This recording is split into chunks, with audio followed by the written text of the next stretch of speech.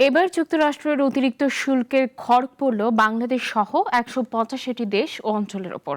বাংলাদেশে পণ্যের শুল্কের হার ১৫ থেকে বাড়িয়ে ৩৭% ধার্য করেছেন ডোনাল্ড ট্রাম্প। বাংলাদেশের প্রধান দুই রপ্তানি বাজারের একটি যুক্তরাষ্ট্র। বাংলাদেশের প্রধান রপ্তানি পণ্য তৈরি পোশাকের একটি বড় অংশ রপ্তানি হয় দেশটিতে। যুক্তরাষ্ট্রে বছরে বাংলাদেশ থেকে রপ্তানি হয় প্রায় $৮.৪ বিলিয়ন পণ্য। এর বড় অংশই তৈরি পোশাক। দেশটিতে আগে বাংলাদেশের পণ্যে শুল্কের হার ছিল ১৫%। বাংলাদেশি পণ্যে নতুন করে বাড়তি ২২% শুল্ক আরোপের ঘোষণা দিল যুক্তরাষ্ট্র। ২ এপ্রিল হোয়াইট হাউসে সংবাদ সম্মেলন করে নতুন করে শুল্ক ঘোষণা দেন ডোনাল্ড ট্রাম্প। এই দিনটিকে যুক্তরাষ্ট্রের অর্থনৈতিক স্বাধীনতা দিবস হিসেবে অভিহিত করেছেন মার্কিন প্রেসিডেন্ট।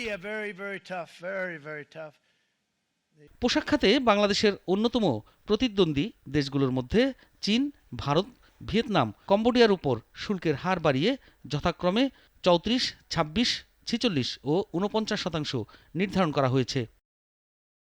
ইউরোপীয় ইউনিয়নের উপর আরোপ হয়েছে ২০% শুল্ক। দক্ষিণ আফ্রিকার দক্ষিণের ছোট দেশ লেসোথোর উপর চাপানো হয়েছে ৫০% ট্যারিফ।